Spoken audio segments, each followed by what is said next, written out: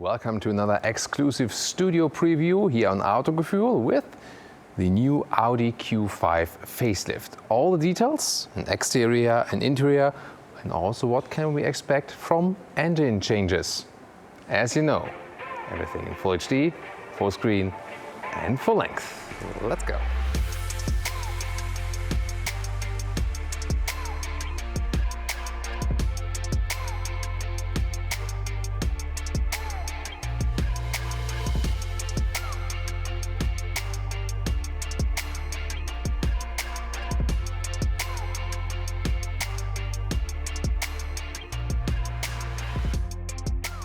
The front of the new Audi Q5 Facelift starts stronger now, so the whole grille is wider and also more aggressive in the look, already for the base versions.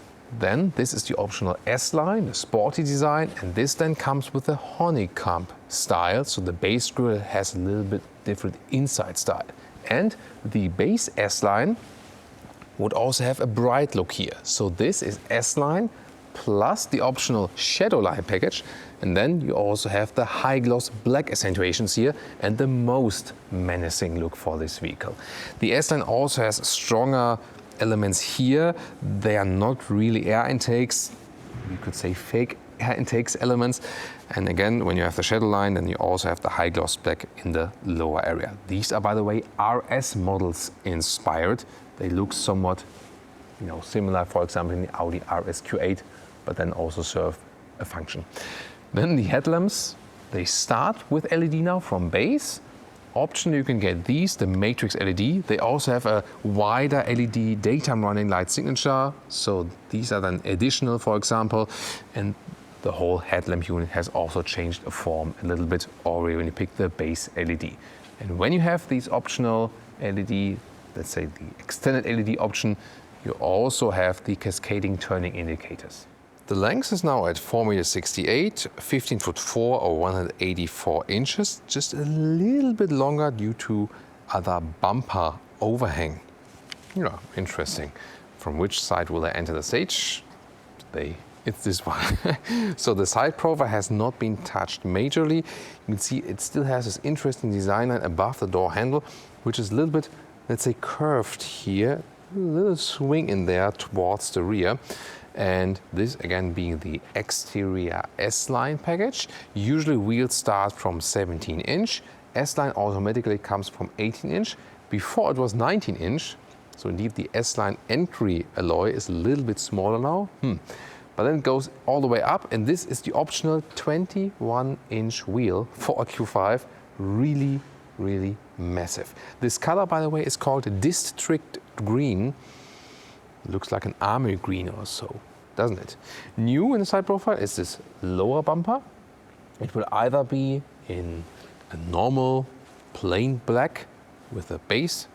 Then in the S-Line it would be silver, and here S-Line plus this shadow package makes it high gloss black or high gloss gray, so to say, together with the shadow line here, also then with the black window frames.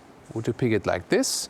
So you can think about it, base again plain black, S-Line, make it bright, chrome style alike, silver accentuations, or then S-Line shadow line, you are black again, but then everything high gloss black. Which would be your choice? The main new highlight is OLED organic LED, and you can see here, look at the lights. And now I'm a car, for example, or I'm a person, well, and then you can see, have you seen that? The signature in the rear changes. So that means now the car, and it's a new trend that will be continued, that cars communicate with the outside world over the lights. And this is more like an approaching lights. Like, oh, you're coming closer to me, That's a very interesting technology piece. And when you take a look at these OLEDs in a closer way, the light area itself, so the light itself is one-to-one with the light area, and they look so flat like a canvas. So very interesting new technology. They are an option, and both. You can go with the base LED lamps and then add the OLED, or can go with the matrix LED lamps and then add the OLED. So it's separately, can decide on your own for what you want to spend the extra money, but definitely very interesting technology piece here. when we activate, by the way, the dynamic mode in the, in the front cockpit, then once again the lightning signature is changing to a more, let's say, aggressive look. And furthermore, you as a customer can pick 3 different base layouts how your car is supposed to look here from the base signature, and also when you have the welcome or goodbye light when you open or close the vehicle. And later on, for newer models and so on, they also think about that you can change it later on in the infotainment system. So more to come there. We always keep you updated with these technology changes. Other than that, you have the new strip that goes all the way over the vehicle here in the S-Line Shadowline package. It's in black then again in this case. And the lower part with the S-Line has this massive fake exhaust. So the fake exhaust police on Autogefuehl is active. And it's a very special fake exhaust episode because, for fake exhaust, they really look very cool. And they also took criticism and want to change something. So when you look inside, the area is not plain, that it looks like very cheap. They made an angle inside the fake exhaust that it looks more real, and it looks like it doesn't have like a direct ending, not a plain ending, but goes deeper inside. So fine-tuning the fake exhaust. I also talked to the Audi officials and they said they have internal discussion going on. Some say just leave them completely, some like fake exhaust. Yeah, I think it's an ongoing discussion, definitely. But tell me, what do you think of these new evolved fake exhausts? And suspension information, you start with a fixed base suspension, optional fixed sport suspension. Then the third option, you have the adaptive suspension, normal but adaptive. And the fourth option is the adaptive air suspension, also equipped with this very vehicle. It was quite rare on the market. Meanwhile, some other competitors have caught up there, but definitely the most comfortable option then when you go for the air suspension, and also most off-road capable at the same time, because you can pump it up your all. By the way, here, this again, the sports signature here when you are in the dynamic mode. And in this case then, when you approach the vehicle, the difference between the normal appearance and here the approaching appearance is a little bit bigger than this contrast. You can see it right here. The scheme of this facelift, as for the engines, is electrification. Almost all engines are now mild hybrid. On the petrol side, you can also see it right here. This is the 2-liter 4-cylinder turbo petrol engine. Comes with a 12-volt bolt nut and a smaller lithium-ion battery for the mild hybrid system. Then in the US still, or North American market, we still have the 3-liter 6-cylinder petrol engine in the SQ5. This one does not get mild hybrid. And then switch over to the diesel, also 2-liter 4-cylinder TDI or the 3-liter 6-cylinder TDI. And the latter one also gets the MHEV system, in this case then with a 48-volt board net and the bigger lithium-ion batteries. So it will be the, let's say, most electrified pure combustion engine. And then there's also the plug-in hybrids. This then for the 2-liter TFSI in combination with an electric motor in 2 different horsepower specs.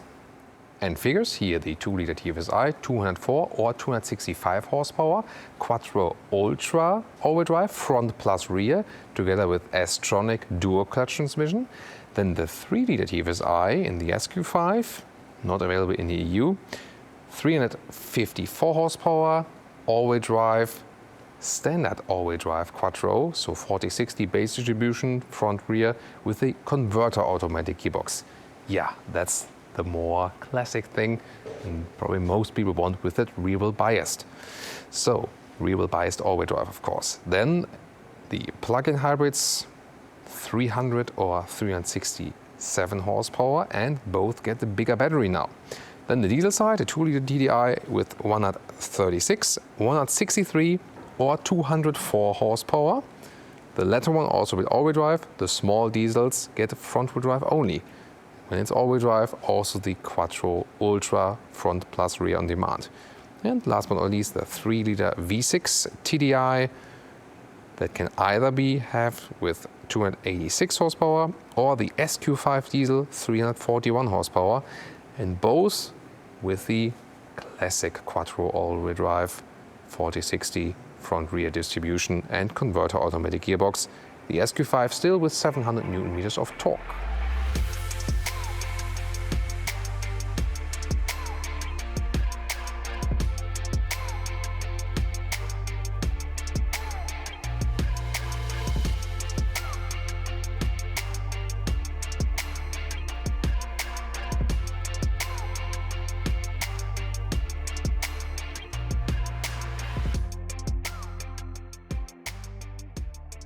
I really like the key that comes with the A5 or Q5 models. Very slim and high class, but you can also use the keyless entry, of course. And interesting that here the door handles, they go up a little bit, so it's a unique feature also, but same with the A5. Door closing sound, very solid, nice. Inside of the doors, this is not the S-Line interior here. You can also have an S-Line interior, by the way. This is new. Real wood decor, a new element, matte also, so feels very good. This is nice. And interesting here, the inside of the doors. So this is pretty hard, but not super hard pack. You can, squeeze it in just a little bit. And the initial vehicles were pure hard pack, and then the SQ5 was changed first, and now all models received a little bit softer elements. So this is an upgrade for the interior. The question is, why isn't it very soft in the top part and very hard pack in the rear part? That's, usual a thing. The reason is, you can see here, it is one piece. And so they needed a material that works for the lower and for the upper part. Because for the lower part, a soft material does not work that well because, of scratches and so on. So also more cost savings and less complexity when you have it just as one piece. So better than before. Of course, in some way you could still argue that it would be cool if it would be softer in the top part. Leave that to your discussion. Big door pockets, like for a mid-size SUV. Optional Bang & Olufsen system that will give you a nice sound. And indeed, this S-Line entry badge here is for the exterior. It's connected to the exterior. Usually we see these when you have S-Line interior, but here it's not the case. Then the steering wheel still looks pretty modern here. Mirrors the grille on the inside. Here's also again the matte wood element. Dashboard is soft touch, virtual cockpit, optional head-up display, a real one. As for the seats, there are two basic seat forms. The base seat is available in all fabric in Europe. That's also the preferable one. In the US, for example, it always starts with a mix of animal skin and leatherette. And then this optional sports seat here with a little bit more bolstering. In this case also with animal skin and some leatherette on the outside. So it's a mix here. It's also available with an Alcantara, in this case Dynamica share. So it's a microfiber material. They just changed the supplier from the company of Alcantara to Dynamica now. Like Mercedes, for example, are using also. Interesting. So that means, whereas in the compact vehicles, Audi made a lot of progress of reducing animal skin material, it's not here yet. So they still have to work on that. Would have expected that with the facelift actually. However, from the seat form, the seating position here is very good. You can put the lower part a little bit longer like this, and you already have the feeling of sitting in a grown-up SUV. Have the seat all the way down. With Mercedes 86 or 6'1", still have some headroom left here, although this one is built with the panoramic roof. You do not have to go for that one. When I think about when we drove the initial car in Baja California in Mexico, that was so hot that you probably would be better off without the panoramic roof, even though there's a shade available you can close. Steering wheel is, in this case, it starts with a manual control, but can also be controlled electrically, like this, in and out, and up and down, also a little bit further. So you can find a very good, nice and comfortable seating position. The steering wheel also has a good size and a good grip and so on. Shifting pedals here for the automatic. You can shift down or up yourself. So it's a nice open atmosphere, and especially here with the new screen. More details to that now. Interior overview. Obviously the biggest change is this new screen. It always comes like this. 10.1 inch is also standard. The trick is basically that you do not have to get every feature instantaneously. they also can be upgraded later on. That's a new thing. It is good, for example, for later car owners. If they buy a used car and then there's some feature missing, they can still buy it later on. Yeah, that would be something. Now also with monthly card map data updates and so on. So this is also one change. Here you can see the drive select. Soon we'll get into the details of the screen. It looks a little bit attached because it wasn't planned before. Yet again, because it is so attached, it's also close towards you, and that means you can very easily access it also then when driving. Of course, you shouldn't play around with that too much while driving, but it is really easy to reach. Therefore, then it's also somewhat okay that the MMI knob in the lower part is missing now. So that's the thing. They saved that then because they went all the way touch. Yeah, people are mixed opinion about that. Tell me yours in the comment about this. But two cool things here. Here are the matte wood insert also right there. And thanks to the automotive god, they kept the classic climate unit. So no like touchscreen for that. And wow, this is still one of my favorite climate units overall of all time. Has a nice clicking sound. Just such a great haptical feeling. It's so simple to use. And then the upgraded one also has these touch bars here. That's like semi-touch bars, so to say, because this is then still a real knob. Seat heating, seat cooling also in this case. The drive select also still has a real button. And then it also changes, if you have the air suspension, also the niveau of the vehicle depending on the driving mode, for example. In the lower part, start stop engine button. You have some space for your smartphone here, but limited one, so to say, USB-A device. Then there's a new small cubby hole right here in the front, but not that useful. Still a manual volume knob here, rather for the co-driver. Like, hey Thomas, you have the music too loud again. I'll tune it down. Yeah, about that. Then you have the automatic gear lever. Well, I can always turn up the music again at the steering wheel, right? Not that it was happening. Yeah. Okay, let's continue. Here the electric handbrake, and then this new area here also with the matte wood insert, but there are of course other designs available. Then here with the leatherette cover for the armrest, and when we put that up, we have USB-C charger now. And what's also interesting, we can slide this, just for the inductive charging, we can slide this backwards, and then there are cup holders too. And here on the right side you can see there's a different insert, and this is also available for cooling and heating. Now to the screen in detail. Here's the Android Auto connection this time, just as a showcase how that one looks like. You can also check out how the Google Maps looks. Like this. Apple CarPlay, of course, also available. Apple CarPlay also wireless, by the way. Then you can go to the normal MMI menu. It looks like this. Either, it's actually a good overview. However, this one is new, so you can have a more individualized menu right here, sort of what you see directly. I mean, yeah, why not? Also here, purchases. You can, for example, see here, GPS and the Audi smartphone interface was purchased, so you can do that with the app or also with the desktop with the online connection. Then when you have your Audi account, soon it should also be possible to have an in-car shop. They're developing that. Pretty interesting, but you have the base hardware. That's at least good that you always have the same hardware. Then the GPS from the car itself looks like this. We're in the Audi headquarters here. Right here is the main head plans and so on. The area looks quite good, and it's also quite responsive. And we can have the vehicle functionality right here. For example, the drive select.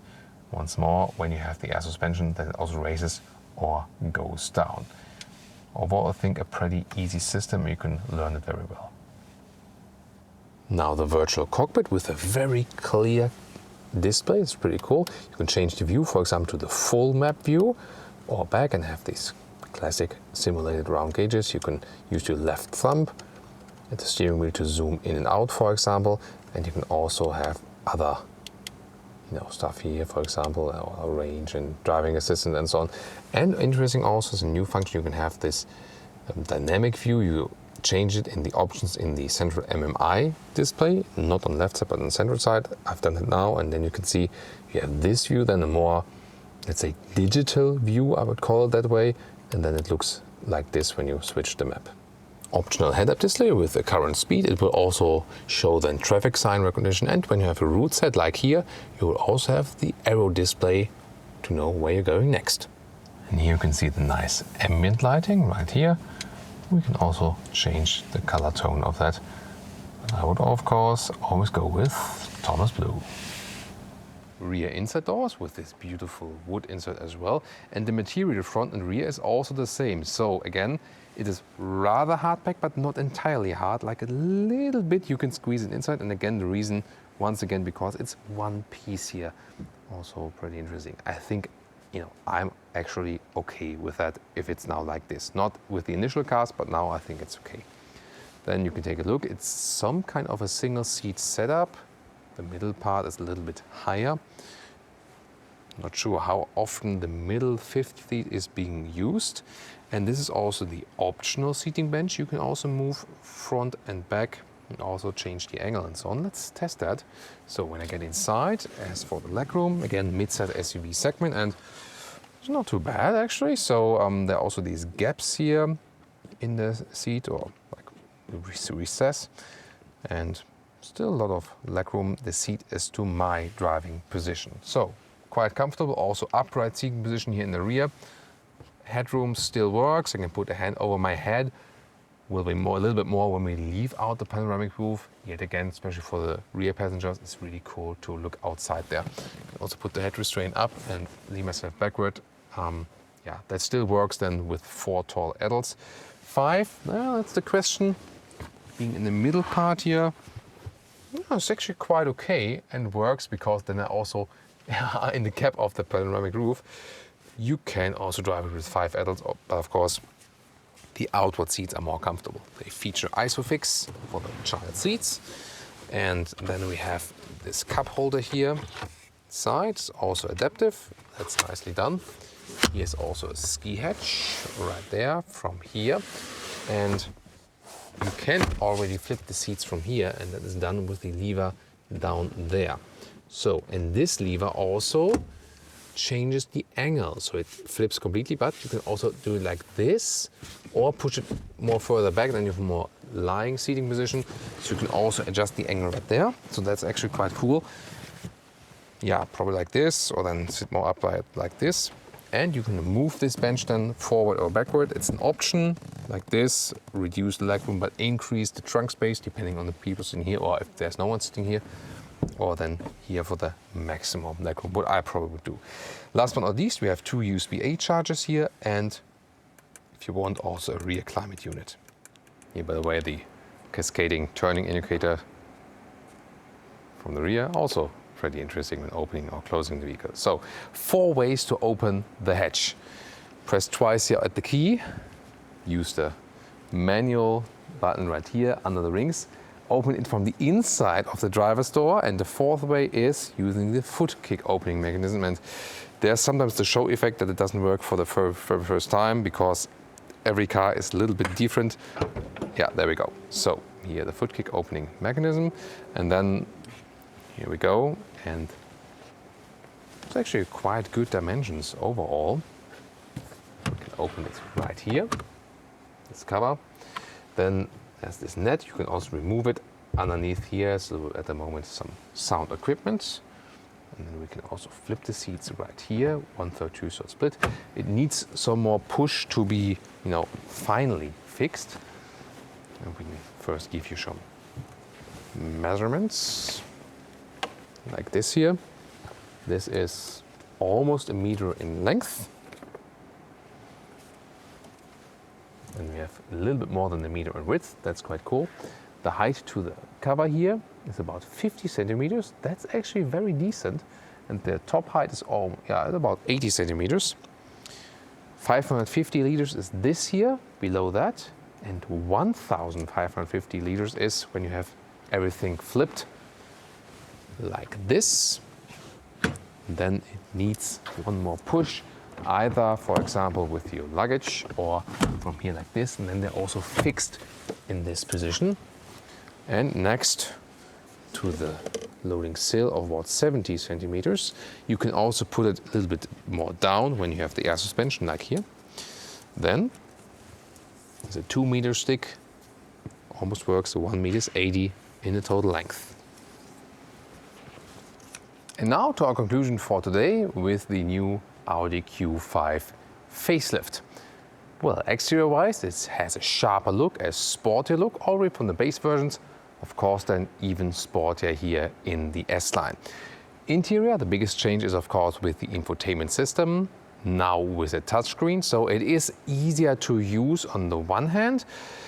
While driving, you could argue that the MMI knob was somewhat practical. However, it is a very good system software-wise, so you can also somewhat, for a touchscreen, very well control it while driving.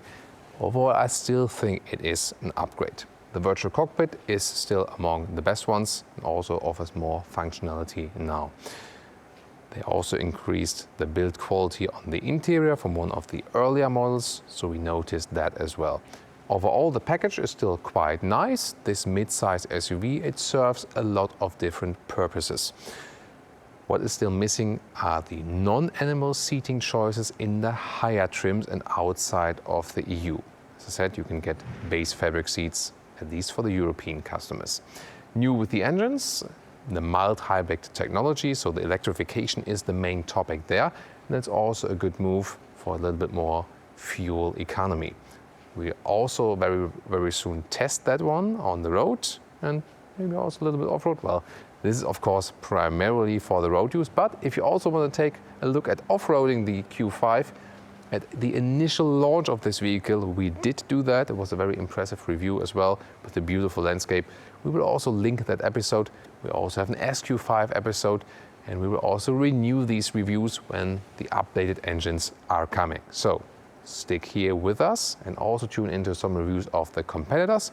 They will all be linked in the video description and also in the pinned comments. So overall, this facelift, it's not a huge change, but definitely some refinement here and there. And also, last but not least, interesting with this OLED technology, because these changes are also leading changes for other vehicles to come. And especially I found this aspect interesting, that it communicates with the outside world a little bit by the light signature. What do you think about that in general, about the Q5 facelift? Tell us in the comments and see you at one of our other videos. Bye for today.